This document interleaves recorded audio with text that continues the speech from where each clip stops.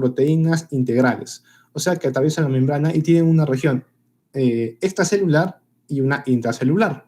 Eso se denomina proteína integral. Y que van a recibir ligandos, sean solubles, la mayoría, las que son proteínas transmembrana, y algunos ligandos liposolubles. Estos últimos van a poder atravesar la membrana, para lo cual van a haber receptores especiales en el citosol, en el citoplasma, que van a poder captarlos, ¿sí? Ahora, en general los tipos son sencillos, receptores con tirosina quinasa no asociada al receptor, o sea que el propio receptor no tiene esa actividad tirosina quinasa.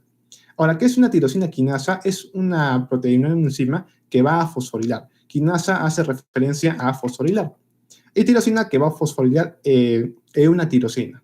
Ahora, no es las únicas quinasas que hay en los receptores inmunitarios, ya que hay varios, para tronina, para acenina, etc. Pero las más principales, las que se van a abarcar en la mayor parte del capítulo, son las tirosina quinasas, ¿sí? Ahora, como mencioné, este receptor propiamente no puede fosforilar estas tirosinas.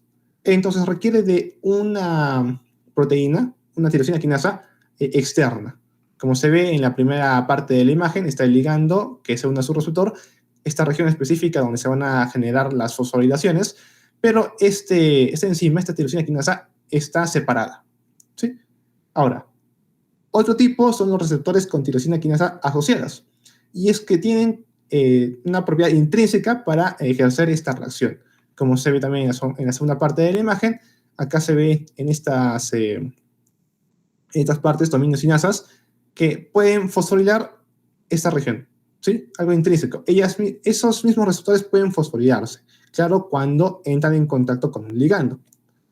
Por ello se denominan receptores con tirosina quinasas asociadas. Receptores nucleares, como ya mencioné, para los ligandos que son liposolubles que pueden atravesar la membrana. Y también receptores acoplados a proteínas G. Estos también llamados serpentina o de 7 dominios transmembranarios, ya que atraviesan la membrana 7 veces, van a estar acoplados a guanosina trifosfato, GTP. Y es por ello que se denomina proteínas G. Y también a ciertas proteínas especiales también ya que usan guanosina trifosfato, que se denominan proteínas G, que van a generar AMP cíclico o GMP cíclico. Esto propiamente se va a ver en muchos tipos de receptores, no solo que hay en inmunitarios, sino también incluso en bastantes receptores de fisiológicos, de varios procesos celulares, cosa que van a verlo propiamente en segundo semestre de fisiología. Pero acá, y de hecho, de estos no vamos a hablar demasiado tampoco en inmunología. Y otros, acá en la imagen hace referencia a los ligandos tipo Notch, en los que cuando el receptor entra en contacto con su ligando, va a escindirse, va a partirse. Y la región citoplasmática va a liberarse y va a actuar como un factor de transcripción, ¿sí? Esto como de manera general, no es nada complicado. La mayoría de los receptores que vamos a ver en esta ponencia, en general en los receptores inmunitarios, van a ser receptores con tirosina quinasas no asociadas al receptor, o sea, como se ve en la primera imagen, ¿sí? Seguimos. Y ahora sí, ahondando un poco más sobre las tirosina quinasas, en general para toda esta vía de señalización se pueden hablar de dos proteínas, las transmisoras de señales y las adaptadoras. Una diferencia bien clara es que las transmisoras de señales van a tener actividad enzimática, ¿sí? Mientras que las adaptadoras no, ya que las adaptadoras van a servir como andamiaje, como anclaje. Acá en la imagen tenemos en la primera parte proteínas de transmisión de señales que son las quinasas. Las quinasas tienen actividad enzimática. ¿Cuál es su actividad enzimática? Fosforilar, agregar un átomo de fosfato. Al generar esta reacción, vamos a modificar a otras proteínas para que se activen, ¿sí? Entonces decimos que las quinasas son transmisoras de señales, pero no son las únicas, hay bastantes. Acá se hace mención a tres familias, las de CRC, las CIK y las TEC. Incluso acá se hace mención a sus estructuras, como tienen dominios, tienen regiones especiales que se van a unir a determinadas secuencias de aminoácidos o determinadas estructuras químicas. Se hace, por ejemplo, la CRC, que tiene un dominio CH3 que se va a unir a péptidos ricos en prolina, una región de color amarillo que es dominio CH2 que se une a fosfotirosina, y acá, y por ejemplo, en las quinasas de la familia TEC, tiene una región acá de color moradito claro o fucsia, que se va a unir a fosfolípidos con inositol. Ahora, esto es relevante aprenderlo, propiamente no, porque no va a venir una pregunta sobre esto exactamente, pero sí nos va a poder ayudar a entender un poco mejor ciertas reacciones. ¿Ok? Incluso acá en la imagen se ve, cuando se activa un receptor van a ocurrir una serie de reacciones que vamos a ver más adelante, pero lo que va a pasar es que de por sí en esa región del receptor no se van a poder unir todas las proteínas necesarias. Tiene que formarse un complejo de señalización que va a abarcar un montón de estructuras y ciertas estructuras van a generar vías para determinadas respuestas. Los receptores no tienen tanto espacio, por así decirlo. O sea, requieren de andamios. Los andamios son las proteínas adaptadoras. ¿Sí? En este caso, la que va a ser más común y voy a mencionar constantemente va a ser LAT. También están GATS y SLP76, que también se ven en la imagen. Pero la principal va a ser LAT. Acá se va a fosforilar, obviamente, por una transmisora de señales. ¿Quién la fosforiza? Una quinasa, una sinasa. Y al fosforilarse vamos a ver cómo varias proteínas se van a unir. ¿Sí? Y al unirse van a generar una estructura gigante llamada el complejo de señalización. Y ciertas proteínas, acá por ejemplo la fosfolipasa C gamma, va a llevar a que se generen señales de calcio. Acá el VAP va a generar reordenamiento de actina. ¿Sí? Y así, dependiendo de lo que se una. Y como se ve en la imagen, estos dominios son específicos. Por ejemplo, estas regiones de aquí tienen tirosina, las de un color verdecito más oscuro en el LAT. Como tiene tirosina, se fosforila, es una fosfotirosina. Y justo en esa fosfotirosina se está uniendo la región CH2, el dominio CH2 de la fosfolipasa C. Y también tiene un dominio pH para esta molécula aquí, que es un fosfolípido con inositol. Esto ejemplifica que pues, estos dominios son específicos. E incluso, aunque acá se hace mención a dominios CH2, hay más específicos todavía, que reconocen diferencias entre cierta cantidad de aminoácidos. Es más, el ABAS hace mención de la secuencia, de un esquema de secuencia general de aminoácidos que son reconocidos, cosa que no compete ahora aprender, pero repito, es para señalar que estos módulos, estos dominios son específicos. ¿Ya? Y bueno, síntesis de nuevo, transmisora de señales, proteínas, enzimas, que pueden generar reacciones. Y van a cambiar el estado funcional de proteínas. Y las adaptadoras son como andamios, para que ahí se acople los complejos. Y ahora sí, ya con esa parte de generalidades, vamos a hablar de los receptores inmunitarios. En sí mismo es una familia de receptores, y como se ve, estos receptores no son solo una molécula, son varias moléculas. ¿Por qué son varias moléculas? Porque primero tengo que hacer mención de que antes vimos cómo en algunos receptores tenían regiones especiales donde se pueden fosforilar. Estas regiones son llamadas, son de tres tipos, ITAM, ITIM y ITCM, y son regiones con una secuencia específica donde se va a poder ocurrir la fosforilación, porque ahí se va a poder unir las quinasas. ¿Ok? Si nos damos cuenta, por ejemplo, en el BCR, BCR receptor, el receptor de los linfocitos B, en su región o su porción citosólica, vemos que es muy corta. Es tan corta que no tiene espacio suficiente para que pueda haber una de estas regiones especiales. Es por ello que necesita cadenas extra. Estas cadenas extras sí tienen esta región especial. Y esto va a permitir que se genere la vía de señalización. Entonces, en base a esto, podemos decir que los receptores tienen dos partes.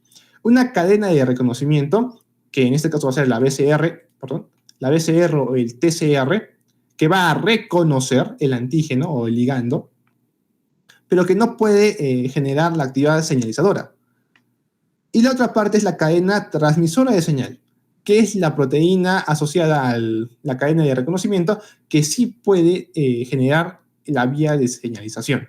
¿Sí? Ahora, dije que había tres tipos, ITAM, ITIM y TCM. Estos van a activar, van a inhibir o van a hacer cambios. ¿Sí? O van a cambiarse alternadamente. Principalmente son ITAM. Como vemos acá, el receptor de células B tiene estas regiones de color naranja que son ITAM. Así se va a representar en general en todas las figuras del ABAS. Y más que todo estoy usando en mayor parte imágenes del ABAS. Los receptores de células T también tienen varias cadenas con varias regiones ITAM, o sea, es para activar. Este de aquí, que es un receptor para la fracción constante de las inmunoglobulinas E, que se va a encontrar en mastocitos, por ejemplo, también tiene regiones ITAM. O sea, es para activar. Pero ciertos receptores tienen regiones ITIM, y como su actividad es inhibir, entonces van a tener una función inhibitoria. Se hace, por ejemplo, acá del PD1, que va a ser un inhibidor de las células T, y este de aquí, que, bueno, tiene un nombre más complejo, que va a ser un inhibidor para los linfocitos B. Y TSM también, algunas moléculas la tienen como el PD1, pero dependiendo del cambio estructural que se genere, puede funcionar como activador o como inhibidor. No es relevante ahora, principalmente ITAM e ITIM, ¿sí? Ya. Algo un poco general sobre los receptores inmunitarios. Principalmente, si hablamos de linfocitos T, estos van a unirse directamente con el ligando, y solo con unirse a esa parte del ligando ya puede generar una actividad propia. Pero los linfocitos B, como vemos acá, el linfocito T, si se activa, tiene tantos ITAM que puede generar una respuesta adecuada. La respuesta va a depender de la cantidad de ITAMs que hay, ¿ok? O sea, para que se genere toda la vía se requiere cierta fuerza de la señal. Y esta fuerza va a depender de varios aspectos. Uno son los ITAM. Y como vemos en los TCR, en los receptores de linfocitos T, tiene varios ITAM. O sea que si se activa uno, va a poder generar una señal necesaria para activar toda su vía. Pero, perdón, si vemos los linfocitos B, ellos tienen solo 2 ITAM. Es muy poco. Entonces, en el caso de los linfocitos B, como también vamos a ver más adelante, se requiere que haya un antígeno que active varios receptores de células B constantes o de forma uniforme. O sea que, por ejemplo, para los TCR solo se activa uno, por así decirlo. O sea, no es solo uno necesariamente, pero para ejemplificarlo, si se activa uno ya puede generar la fuerza necesaria. Pero para los linfocitos B se necesita que se activen varios. Hay una diferencia. Luego, la activación de los ITAMs principalmente está a cargo de la familia de las cinasas CRC. Bueno, es algo irrelevante ahora mismo, pero es un dato que menciona también el ABAS. Y algo relevante es que los ITAM tienen 2 tirosinas en cada extremo que van a poder ser fosforiladas. Y estas van a ser reconocidas por cinasas específicas, las cinasas SIC. Lo relevante aquí es que las ITAM tienen que ser fosforiladas 2 veces para que se pueda continuar con la vía de señalización. Y también que se fosforilan múltiples proteínas adaptadoras y enzimas diferentes vías de transmisión de señales. Esto es lo que yo expliqué en un inicio. Ahora, otros factores que también alteran la fuerza de señalización no solo es la cantidad de ITAM, más señal, sino también que hay otras moléculas adicionales que pueden ser los correceptores y los receptores coestimuladores. Los correceptores también son proteínas transmembranarias, o sea, integrales que atraviesan la membrana, que son transmisoras de señales, pero que se van a unir al mismo complejo antigénico. Acá en la imagen se puede ver cómo acá está el receptor de linfocitos T, que es el de color amarillito, que se va a juntar con el complejo mayor de histocompatibilidad tipo 2. ¿Sí? Ahora, esto va a activarlo, claro. Pero, además de esto, va a haber correceptores, otras moléculas, como el CD4 en este caso, que también se va a unir a este complejo antigénico, a esta unión del receptor de células T con el complejo mayor de histocompatibilidad tipo 2. A este complejo, además, se le puede pegar este correceptor. Y también va a generar una señal para activarlo. Y un receptor coestimulador es un receptor, también proteína transmembranaria, que no se va a unir a este complejo, sino se va a unir a otras moléculas que va a expresar en la APC, la célula presentora de antígeno. Porque cuando una célula presentora de antígeno detecta un antígeno propiamente, un patógeno, un microbio, lo digiere, por así decirlo, y va a expresar ciertas proteínas en su complejo mayor de histocompatibilidad tipo 2. Las expresa ahí, y las va a presentar al linfocito T. Pero no solo va a quedarse ahí, sino como ya detectó que hay un patógeno y lo digirió y también está presentando los antígenos, también va a expresar ciertas moléculas en su membrana. Y estas van a ser reconocidas por otro tipo de receptores, un receptor coestimulador, según las señales que se unen a ligandos distintos en una sola presentora de antígeno. ¿Ok? Voy a ver más adelante, de todas maneras. Eso como generalidades. Y ahora sí vamos a iniciar netamente con la respuesta de los linfocitos T, que esta es la parte más extensa de la ponencia. De hecho, linfocitos B es sencillo, o relativamente sencillo, pero lo más pesado va a ser linfocitos T. Iniciando con su estructura, bueno, tiene, como ya vimos, dos cadenas, una de reconocimiento y una también de señalización. La de reconocimiento es un heterodímero transmembrana, como dije, ya son transmembrana, que está conformado por dos cadenas, alfa y beta. Por ello es un heterodímero, dímero, dos cadenas heterodiferentes, alfa, beta, unidas por enlaces disulfuros de cisteínas extracelulares. Es irrelevante. Bueno, un heterodímero de dos cadenas alfa, beta, que tiene regiones variables, una región variable y una región constante, ¿sí? En cada cadena. Eso es lo más relevante. Otra cosa relevante podría ser incluso que la región transmembranaria tiene ciertos aminoácidos, por ejemplo, una lisina y unas fraginas positivas. Y lo más relevante es que, como ya mencionamos, su porción citoplasmática es muy corta, tan corta que no tiene regiones ITAM para que se pueda activar. O sea, solo reconoce. ¿Y cómo reconoce? Con estas regiones variables de sus cadenas. La cadena transmisora de señal son proteínas extra que están acopladas, bueno, están cerca suyo. Esta cadena de transmisión de señal, en el caso de los linfocitos T, son tres cadenas. Dos cadenas CD3, que son también heterodímeros de transmembranarios, conformados por una cadena epsilon y una gamma, y el otro una epsilon y delta. Pero no es delta. Bueno, sí creo que sí es delta. Y un homodímero Z. ¿Sí? Esas tres cadenas van a ir en conjunto. El receptor de células T junto con dos cadenas CD3 y un homodímero Z, que vemos tienen regiones AITA. Ellas son las que van a generar la señal. Es lo más relevante. O sea, en síntesis, de hecho, de esta parte, que todo, bueno, justo lo que está aquí, todo receptor de células T está junto con dos heterodímeros CD3 y un homodímero Z. Siguiente. Y ahora sí, ya vamos a entrar en la parte compleja.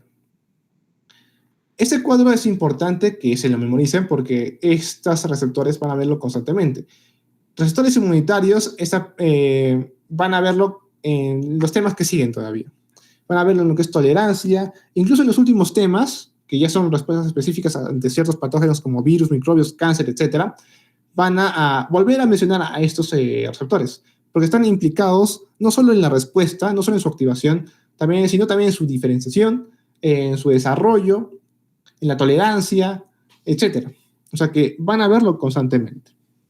Así que al menos tienen que aprenderse este cuadro para que los guíe en las demás ponencias que haya de inmunología, o en general, en las demás clases de la cátedra de inmunología. Ya vimos que tenemos el receptor de células T, que va a reconocer el antígeno. Y también vimos que hay transductores de señal, quienes las dos cadenas CD3 y el homodímero Z, que como su dice su función, traducción de señales del complejo de receptores de células T. Pero también dijimos que había otras moléculas, en este caso CD4. CD4 junto con CD8 también van a servir para la transducción de señal. En este caso, estas dos son específicas para determinadas moléculas. CD4 va a ser específica para el complejo mayor de histocompatibilidad tipo 2 y CD8 para el complejo tipo 1.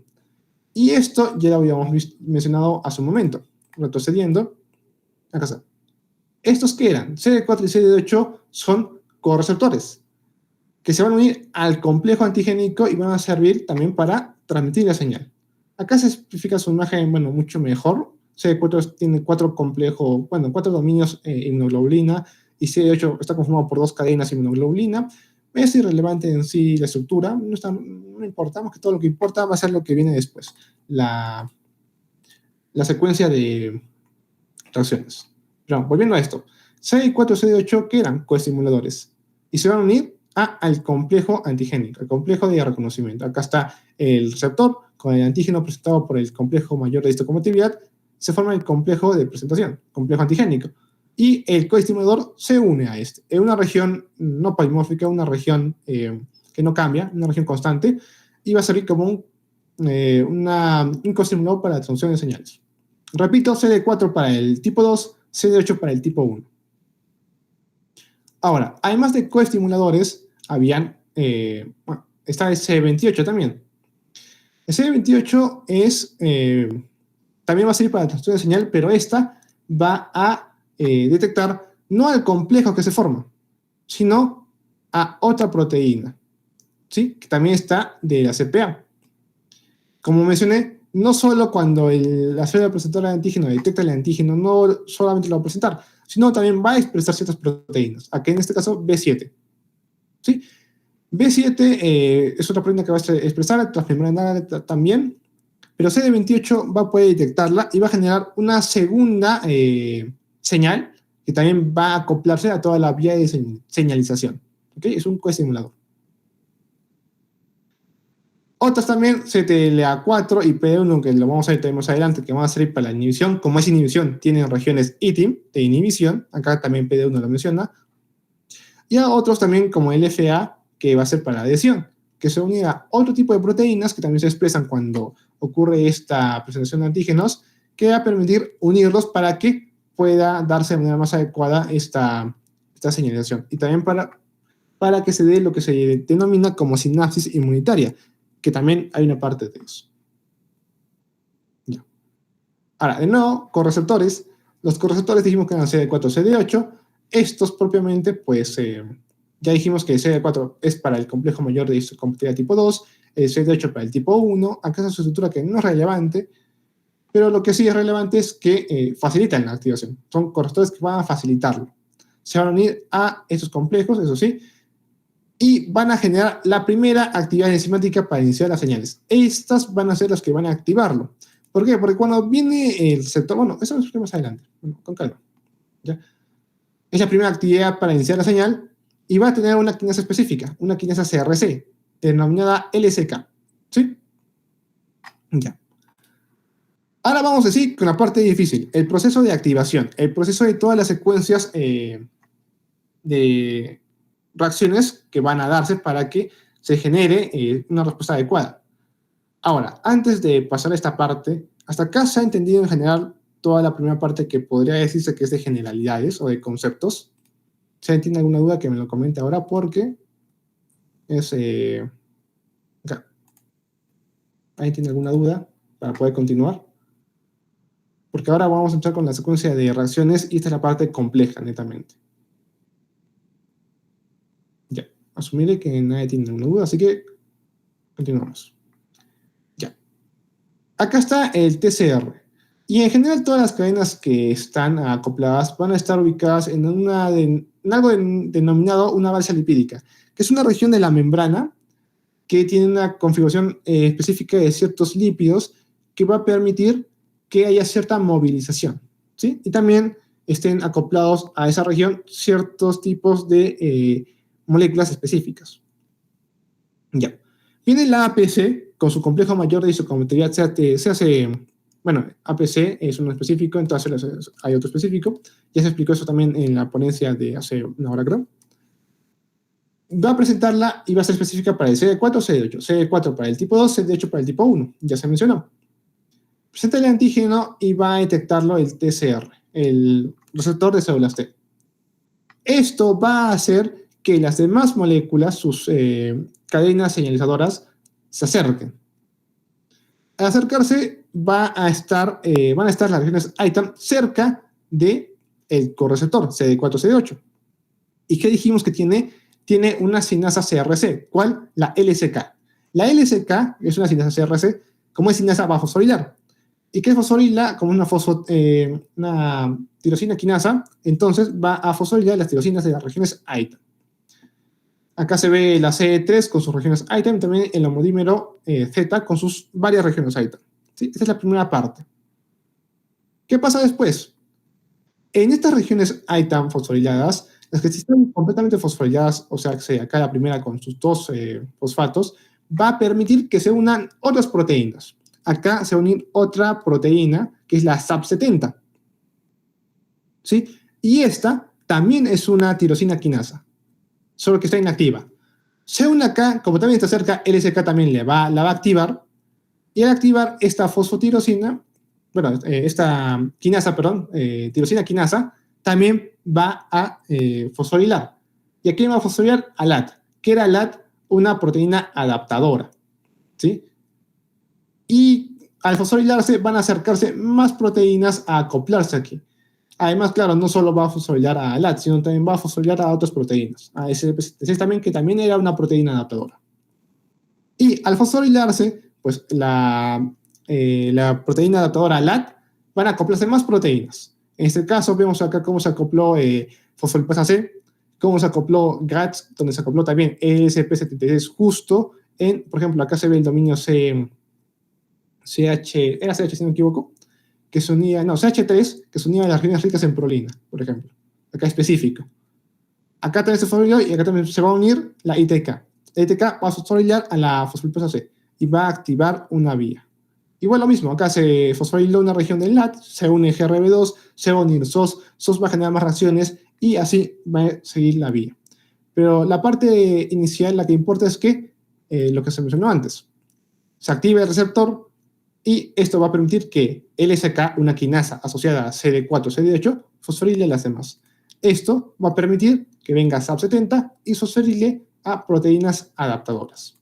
Eso es lo básico. ¿Y qué más? No solo se van a fosforilar aminoácidos, sino también lípidos. Y un lípido muy importante es el fosfatidil inositol difosfato, que es un lípido membrana de la cara interna. Acá está, PIP, fosfatidil inositol difosfato. Al activarse, bueno, acá también se toda una vía. Cuando se activa, para que se fosforile, tiene que actuar fosfoinositol 3 quinasa. Esta se activa por vía de ¿qué? Por esta cascada inicial. LSK va a activar más proteínas, como SAP70, y SAP70 también va a activar otras proteínas, entre las cuales está fosfoinositol trifosfato, trifosfoinositol 3 quinasa. Esta va a fosforilarla. De fosfatidilinositol difosfato, la convierte en fosfatidilinositol trifosfato. Aquí se une PDK1. PDK1 va a activar más proteínas. En este caso, AKT. A, K y T. Y esta va a activar a mTOR, por ejemplo. El receptor del objetivo mecanicista de rapamicina, por ejemplo, otras proteínas. Y estas van a generar ya señales para supervivencia y crecimiento. Repito, de acá lo más relevante es saber que no solo se fosforilan tirosinas, aminoácidos, sino también lípidos. Y estos lípidos, el más importante es el fosfatidilinositol difosfato, que va a generar al final la activación de AKT y mTOR. ¿Sí? ¿Para qué? Para la supervivencia y el crecimiento de la célula. ¿Por qué? Porque esto, bueno, aunque propiamente se va a explicar en la parte de desarrollo, creo que más adelante va a haber el tema de desarrollo, otra ponencia, para que se puedan los linfocitos crecer a inicio cuando están madurando, los linfocitos T, primero tienen que mínimamente aceptar señales, ¿sí? Los linfocitos C, para que puedan desarrollarse, aunque me estoy entrando a otro tema, pero para que se pueda entender un poco, tienen que recibir ciertas señales para que puedan vivir, ¿okay? Si no reciben señales, se mueren. Eso es muerte por omisión. Entonces, es importante saber que los linfocitos tienen que poder recibir señales. De hecho, si no reciben señales y maduran, al final no sirven porque no pueden responder. Es por ello que es el mecanismo inicial para el desarrollo. Entonces, es ahí que al activarse se generen estas proteínas para la supervivencia y el crecimiento, porque es importante para que puedan mantenerse vivas. Y es una medida para el control de desarrollo de los linfocitos T en el timo, por ejemplo. Pero eso es un tema más adelante. Repito, lo relevante, la parte inicial donde se activa el correceptor con LSK va a fosforilar, activa SAP70 y SAP70 va a fosforilar proteínas de andamiaje y otras fosfotirosinas también, otras tirosinas, perdón. Y también activa ciertos lípidos como el fosfatidilinositol difosfato que va a generarme AKT y mTOR para la supervivencia y el crecimiento. Esta parte de aquí no vamos a hacer más hincapié, perdón, porque acá termina la parte inicial de los lípidos cuando hablamos de AKT y mTOR. Pero vamos a empezar a hablar también de estas proteínas que se han acoplado a la proteína LAT. ¿Quiénes específicamente? Fosfolipasa C gamma. ¿Por qué? Porque esta va a ser importante para activar la vía de la calcineurina NFAT. Esto es calcio.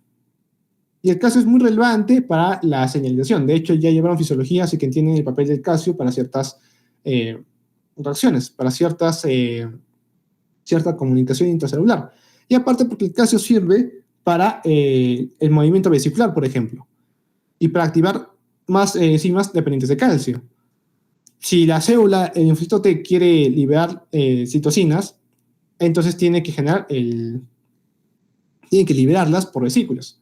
Y para que se dé eso, tiene que usarse calcio, por ejemplo. Y aparte, el NFAT es un factor de transcripción. Y dijimos que en la primera fase citosólica se generan factores de transcripción. Y estos van a llegar al núcleo y van a generar expresión génica. ¿Sí? Entonces, lo importante, fosfolipasa C. Esa sí es muy importante. Otras, GRB2, porque esta se va a acoplar a SOS o también a BAP, que son otras proteínas, que van a activar la vía de las RAS, RAC, MAP quinasas, que van a generar más factores de transcripción, más específicos, que vamos a verlo más adelante. ¿Sí? Entonces, en general, las más importantes, fosfolipasa C y GRB2. ¿Sí? Ahora, antes de pasar con esas reacciones propiamente, hay que hacer mención al término de sinapsis suplementaria. Y es que vimos en el cuadro que habían más receptores, como LFA1. Esta va a acoplarse a otras proteínas, como el ICAM. ¿Sí? Esta, pues, va a generar adhesión. ¿Para qué? Para que esta señalización se acentúe de una forma más adecuada. Al estar juntos y pegados, puede darse sin ninguna interrupción, por así decirlo. Y además, va a acercar parte de la membrana. Esto para que se pueda dar, por ejemplo, digamos que hablamos de un linfocito NK, que también tiene este mismo proceso. Detecta algo extraño y tiene que matar a la célula. Tiene que liberar una serie de enzimas, las perforinas granzimas, para matar a la célula dañada, por así decirlo. Entonces, si lo libera, es más sencillo que si lo libera por aquí, por esa parte que está cerca, es más sencillo que llegue y no se pierda por los lados, a diferencia que se liberen por estos laditos. Eso también es otro objetivo de esta sinapsis inmunitaria. Bueno, acá también la imagen que hace mención de Lavas es como todas las proteínas de la señalización propiamente se van a ubicar en el centro, ¿sí? Que es lo de color rojito. Y todas las proteínas de adhesión están de color rojito en la periferia. A esto se llama sinapsis inmunitaria o SMAC, Supramolecular Adhesion Cluster. Y bueno, lo rojito es la parte central, C, SMAC, y el verde, P, SMAC, o parte periférica. Es como un concepto en general que menciona Lavas, nada más. Ahora sí continuamos con la vía de señalización. Aquí hicimos mención cómo ocurría toda la parte inicial. Venía el antígeno presentado por el complejo mayor de isocompatibilidad tipo 1 o 2, que va a activar el receptor. Eso va a atraer a las demás cadenas. Ahora, el correceptor CD4 o CD8, dependiendo de qué complejo sea, tiene LSK, una quinasa CRC. Esta va a fosforilar a las ITAM. Las ITAM van a esta fosforilación de dos ITAM, bueno, de una ITAM con dos fosfato, atrae a una SAP70, que es activada por LSK. Y esta va a activar a más proteínas señalizadoras. ¿Quiénes me importaban? Fosfolipasa C y GRB2. Ahora, vamos a ir con la vía de las MAP quinasas. GR2, o ¿cómo vamos con el tiempo? 8 y 12. Ya. Voy a intentar apresurar un poquito más. GRB2 va a acoplarse a otra proteína que es SOS. Acá no está bien ejemplificado. Estas regiones CH3 se unen a regiones ricas en prolina y CH2 está unida a una región rica en prolina. Que por ejemplo se ve acá. SOS está con un rectángulo moradito.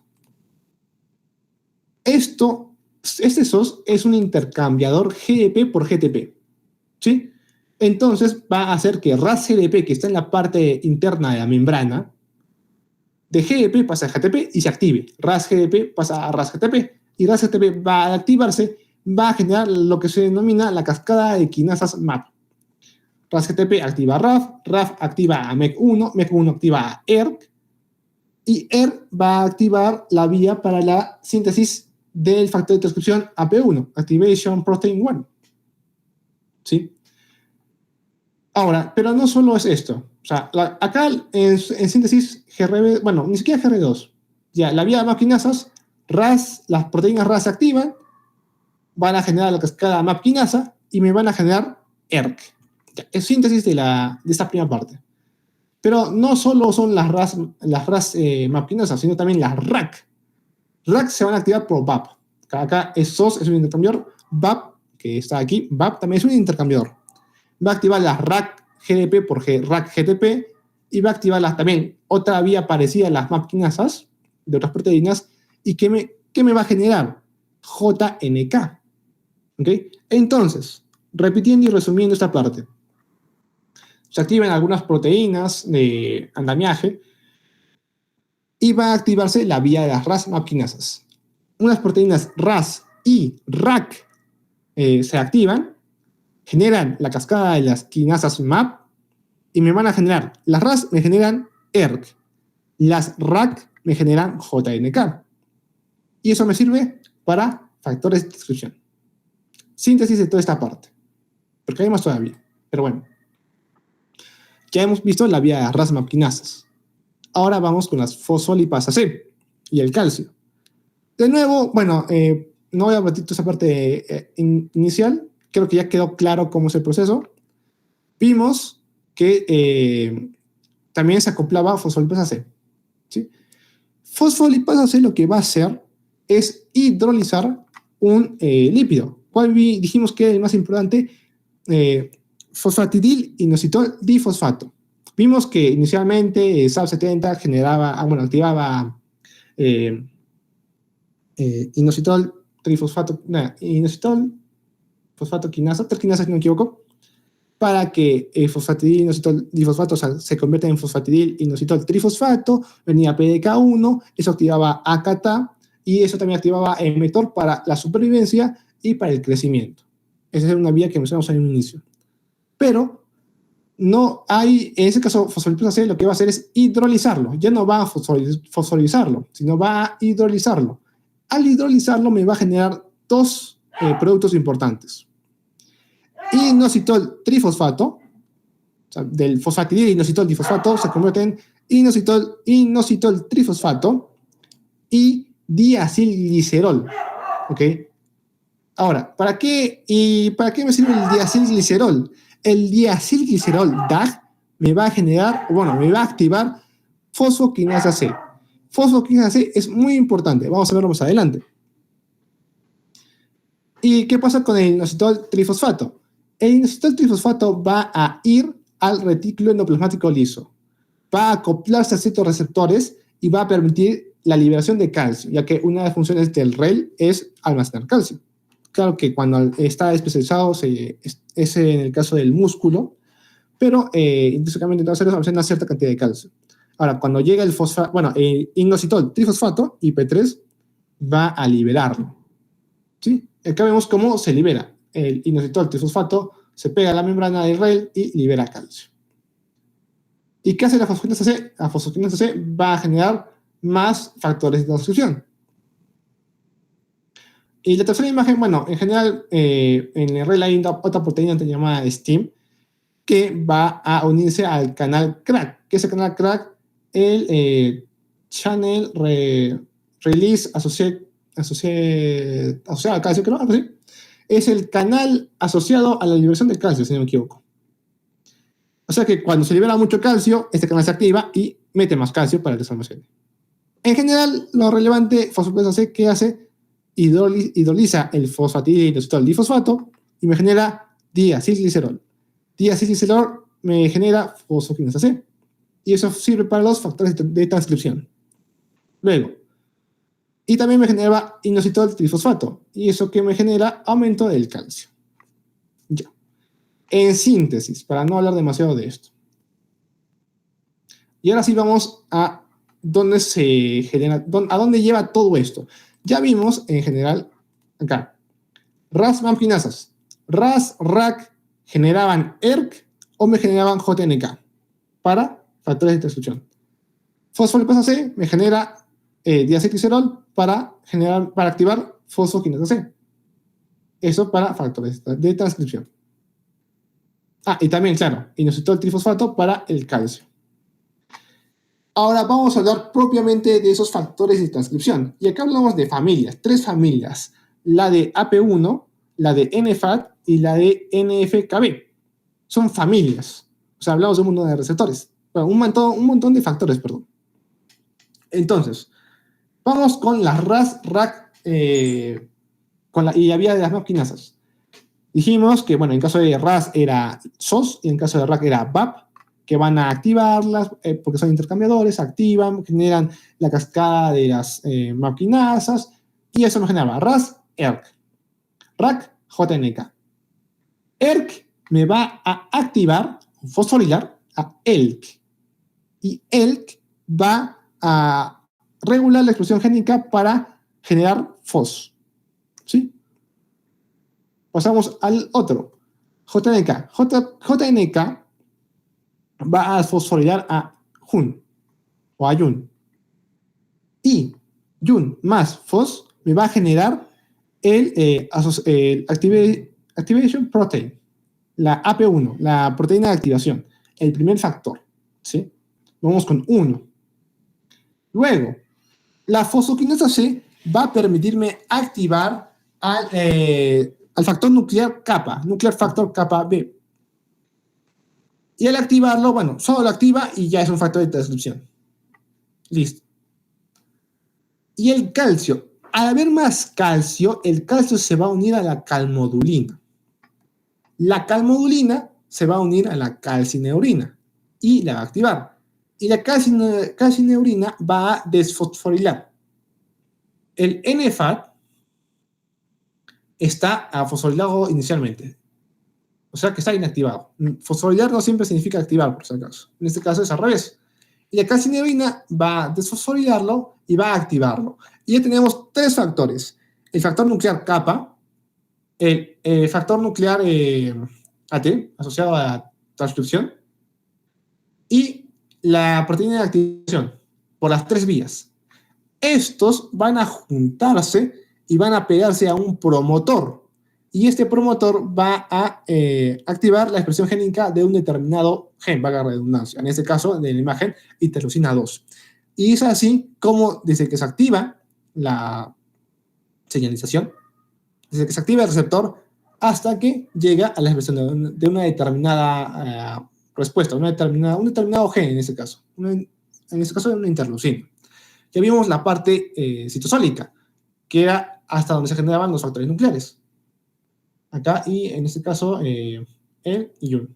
Y la nuclear cuando estos ya generaban la expresión génica. ¿Sí? Ahora, ¿por qué tantos factores nucleares? Y es que ya vieron en el curso de biología molecular que ya hablamos sobre los promotores. Los promotores no están en una región únicamente y no son cortos, son extensos y están separados. Ya hablaron de los términos exones e intrones. Entonces, teniendo esa base inicial, se entiende el por qué se requieren de bastantes moléculas para que se pueda activar un solo promotor. ¿Okay? Y de nuevo, repito, hablamos de familias, no hablamos de un factor de transcripción en específico. Y aparte que en general, como ya saben de bioquímica, esto no es en secuencia, netamente. O sea, todo sucede al mismo tiempo. ¿Okay? Entonces, claro, hablarlo de secuencia hace que sea mucho más sencillo de estudiarlo, pero no necesariamente sea de esa manera. Ahora, esta es la parte más compleja de lo que es receptores inmunitarios. ¿Hasta aquí hay alguna duda o algo que quieran que yo repita? Porque esto se va a repetir en sí mismo para el linfocitos B, que también es parecido. ¿Ok? Entonces, repito, ¿hay alguna duda? ¿Alguien tiene alguna pregunta sobre esto o no se entendió algo para que pueda repetirlo?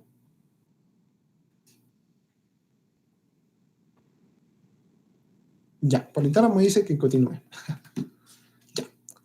Entonces, una vez más voy a repetirlo para que quede bien en claro, ¿sí? Ya, bueno, acá. El complejo mayor de histocompatibilidad va a presentar un antígeno. Lo va a detectar el receptor de células T, el TCR. Esto va a permitir que las cadenas se acerquen, las cadenas CD3 y el homodímero Z. Además, va a estar cerca un correceptor. ¿Qué correceptor? El CD4 o CD8 dependiendo. CD4 para el complejo tipo 2, CD8 para el tipo 1. ¿Qué tiene? Tiene una quinasa CRC. ¿Cuál? LSK. LSK va a fosforilar en las regiones ITAM Y cuando una región AITAM está doblemente fosforilada en sus extremos, se acerca otra quinasa, SAR70, que es una quinasa SIC, pero bueno, ya. Esta va a fosforilar proteínas de andamiaje y más proteínas de señalización, donde se van a acoplar fosfolipasa C y GRB2. También se va a fosforilar a la fosfatidinoxitol 3 quinasa. Esta me va a fosforilar al fosfatidinoxitol difosfato y va a generarme AKT y mTOR para sobrevivir y para crecer. Ahora, dejamos esto de lado. GRB2 va a activar a las RAS-RAC quinasas. Y estos van a activarme la vía de las maquinasas. Ahora, RAS me genera ERK. RAC me genera JNK. Por otro lado, fosfolipasa C me va a hidrolizar fosfatidinoxitol difosfato, generándome diacilglicerol y inositol trifosfato. Diacilglicerol me activa fosfoquinasa C. Fosfoquinasa C va a activarme, ya vimos, al factor nuclear kappa. Y el inositol trifosfato me aumenta el calcio. Fosfoquinasa C me activa el factor nuclear kappa. El calcio activa calmodulina, que activa calcineurina, que activa el NFAC, al factor nuclear asociado a transcripción. RAS me generaba ERK. ERK activa ELK. ELK genera FOS. RAC genera JNK. JNK genera JUN. JUN y FOS me generan AP1, Activated Protein 1. Y todos interactúan en un promotor para activar determinado gen, el gen de la interleucina 2. Eso a manera de síntesis. ¿Ya? Bueno, sí, lo más relevante, porque yo podría hablar de cada reacción en específico, porque por algo me leí las 40 páginas del ABAS, pero para no ser tan complicado y tampoco perderlo demasiado. Ahora vamos con los linfocitos B. Igual tienen dos cadenas, una de reconocimiento y una transmisora de señal, como vimos, reconocimiento, y ya les hablaron también en la parte de anticuerpos hecha por Edwin. En esa ponencia se mencionó que no todos los anticuerpos están libres. Hay anticuerpos que están asociados a la membrana. En este caso, IgM e IgG. Y también puede haber otros tipos, como IgE, IgA o Ig. Estos tienen una región citoplasmática corta, igual que el TCR, y su cadena de transmisión de señales también tiene regiones AITAM. ¿Sí? Algunas, cuando hay un cambio de clase, que también se mencionó en la ponencia de anticuerpos, como las IgG, IgA o Ig, pueden tener ciertas estructuras especiales llamadas ITT. Estas van a generar van a servir como correceptores, al igual que el CD3 o, bueno, perdón, el CD4 o CD8, estas también van a funcionar como un correceptor. Aunque no es tan relevante ya que ni siquiera se mencionó mucho de esto, pero bueno, lo mencioné en la ABAS. Lo que pasa es parecido, solo que algunas proteínas varían. Dijimos en un inicio que se requiere cierta fuerza para que se active la vía. ¿Y de qué dependía eso? De correceptores, receptores coestimuladores, los receptores inhibitorios también, y también de la cantidad de ITAMs que uno active. El TCR no hay problema, porque tiene tres cadenas. CD3, epsilon gamma, CD3, epsilon delta, y también tiene al homodímero Z.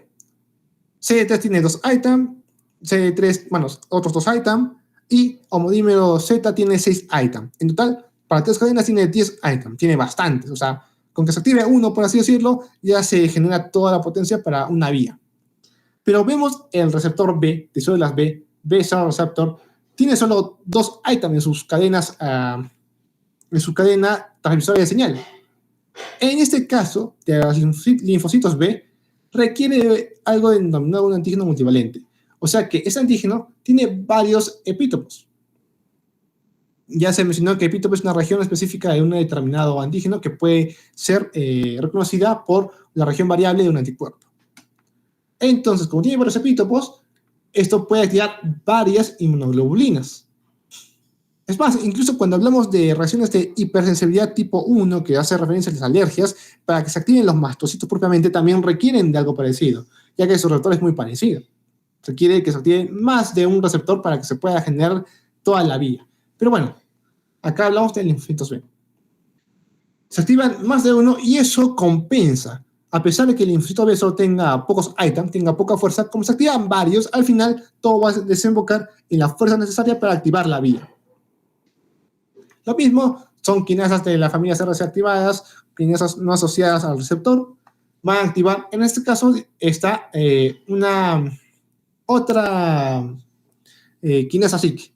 Anteriormente vimos a la SAP70, aquí es otra, que no hace mucha mención. Acá ya no está la proteína adaptadora LAT, acá está SLP65. ¿Dónde se asocia? ¿Qué se asocia? Fosfolipasa C para que se active el diacilglicerol, fosfoquinasa C, factor nuclear kappa. También me genera inositol trifosfato, aumenta el calcio y las enzimas dependientes de calcio, me va a activar a la calcineurina, que va a activar a la calmodulina, no creo que al revés, y esto va a activar el factor nuclear asociado a la transcripción. ¿Sí? Y GRB2, que va a activar a los intercambiadores GTP, SOS y va para RAS y RAC, que van a generarme la vía de más quinasas y van a generarme ERK y JNK. ERK activa a ELK genera FOS. JNK activa a YUN y YUN más FOS me genera AP1. Estoy repitiendo constantemente para que eso se quede bien claro al menos. Y estos factores ya interactúan con promotores para la respuesta. ¿Sí? O sea, es sencillísimo, es lo mismo, solo que hay variación de una que otra proteína. Claro que no es relevante aprender estas proteínas en sí mismas, sino las más relevantes, fosfolipasa C y GRB2. Si quieren, andamiaje, linfocitos T, LAT, linfocitos B, SLP65, bueno, también podría ser. Pero acá también hay otros receptores. Dijimos que en los linfocitos T estaba CD28, si no me equivoco. Esta se unía, era un coestimulador, ¿sí? Se unía a otras proteínas que expresaba la CPA. En ese caso era B7. Acá hay otros coestimuladores. ¿Quiénes están? CD21, si no me equivoco, creo que se denominaba, o también denominado CR2. Ahora, CR2, acá se referencia al receptor de complemento tipo 2. Ya.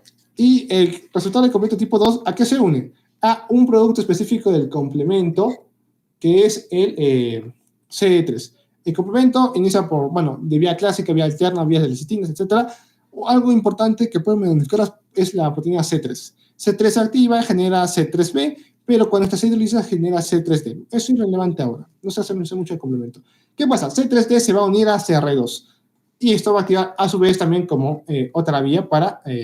otra señalización para que se pueda incrementar la fuerza de activación. ¿Sí? Nada más. O sea, otro receptor, CR2. Y ya terminamos los receptores en sí mismos de linfocitos B y linfocitos T. Ahora, va un poco más rápido. Hay receptores inhibitorios. Como son inhibitorios que tienen, en vez de tener item de activación, con la A de activar, tienen item, con la I de inhibir. Ahora, ¿cómo se inhibe? Porque también es otra forma de regular la respuesta. La inhibición se da porque estas van a reclutar otro tipo de proteínas. Tienen que fosforilarse, obviamente, cuando se activan se fosforilan, y al activarse van a atraer tirosinas fosfatasas, no tirosina quinasas. Tirosina quinasas unía con un fosfato. Las fosfatasas, una acción enzimática, va a romper ese enlace y va a liberarlos del fosfato. Acá vemos cómo hay sustratos con tirosinas fosforiladas que están activadas. La tirosina fosfatasa, ¿qué va a hacer? Va a desfosforilarlas y las va a inactivar. ¿Sí? De forma general, pueden tener tirosinas fosfatasas o PTP, que si van a interactuar con las tirosinas, tienen también los CHP. Y si van a inactivar lípidos, como el inositol, CHIP. Nada más. El receptor inhibidor CTLA4, que también mencionábamos, también tiene CHP, o sea, también va a reclutar fosfatasas para los aminoácidos. El PD1 también lo mismo, que también es inhibitorio. El FCR gamma 2B también, pero en este caso para los lípidos no es tan relevante en sí mismo, aunque puede ser incluso que CTLA4 sí, porque se va a hacer mención incluso en otros temas, pero bueno.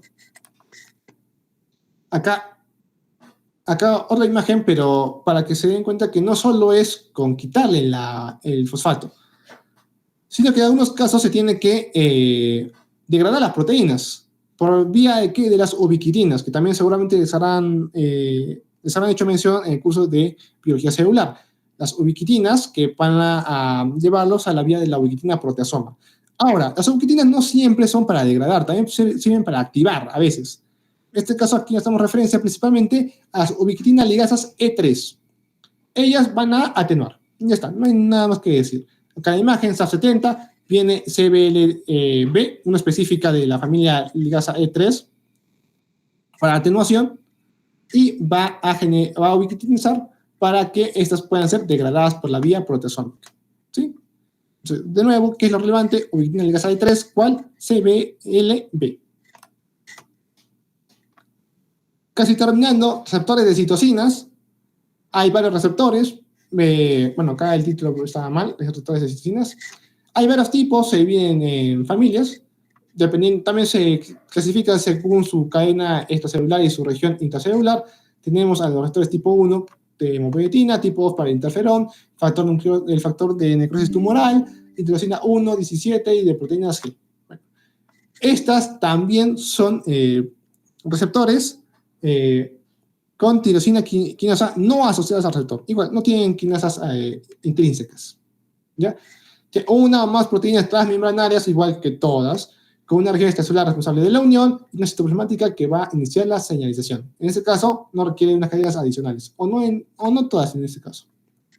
Hay tipos, tipo 1 hematopoietina, tipo 2 interferón, ya los ya mencionados, no es relevante. Lo más relevante sí que es el concepto. Proteínas transmembranarias con regiones extracellulares, bueno, proteínas transmembranarias con una región extracelular para la unión, citoplasmática que inicia la vía y que son tirosina quinasas no asociadas al receptor. Ya está, no más. En el ABAS hace mención de cada uno y sus vías y todo ello, no es tan relevante en sí. Igual una que otra imagen para que hacen técnicamente lo mismo. Por ejemplo, acá en el receptor del factor de necrosis tumoral tiene unas regiones especiales que son llamados dominios de muerte, donde se va a unir la proteína TORAT, que es el TNF Receptor Associated Diatomy, o sea, proteína del dominio de muerte asociado al receptor de TNF, el factor de necrosis tumoral, donde se asocian más proteínas, TRAF, que va a activar la cascada de quinasas, generando FOS, YUN, AP1, genera fosfolipasa C, que me va a generar el... Bueno, acá no genera fosfolipasa C. Hay otra vía para el factor de necrosis tumoral. Igual no es relevante, hay varias vías para activarlo. La que vimos es la vía de la fosfolipasa C, que generaba diacilglicerol, fosfoquinasa C, y esta, pues, me generaba el factor nuclear kappa. Y lo mismo, son factores y transcripción. Se repite. La única diferencia es que el factor de necrosis tumoral me activa caspasa 8 y esto por la vía de las caspasas apoptosis. Por ello se llama factor de necrosis tumoral. O sea, acá solo es para ejemplificar, nada más, para decir que también tiene una vía parecida. Lo que sí puede variar, y esto sí es relevante, es que en las quinasas hay otra cascada otra vía que es la de las JAK-STAT, ¿sí? De acá lo único que importante era que eran tirosinas quinasas no asociadas al receptor, ya está. Y de acá, bueno, lo mismo, que genera mismos factores y que también activa caspasa 8. Nada más. Las citocinas tienen la vía de las JAK-STAT, ¿ok? Las quinasas Janus y las STAT, que sí no recuerdo qué significan STAT, pero bueno. Sencillo, viene la citocina, se pega al receptor de la citocina y va a hacer que las JAK, que no son intrínsecas, no son quinasas intrínsecas, para fosforilar. Disculpen por el ruido. Al fosforilarlas van a pegarse las proteínas de STAT y se van a activar. Y estas sirven como factores de transcripción. Entran al receptor, bueno, al promotor y generan una respuesta generan una respuesta técnicamente para formar más citocinas o etcétera. Sí, es todo lo que se tiene que saber de esta parte. Citocinas, las vías JAK-STAT. ¿Sí? Y eso sería todo. Gracias. Si hay alguna duda, espero haberme dejado claro, dejar de presentar. Perdón por el ruido ahora. En sí mismo, como dije, en el ABA son como 40 páginas y ya está mención, pues claro, de cada proceso,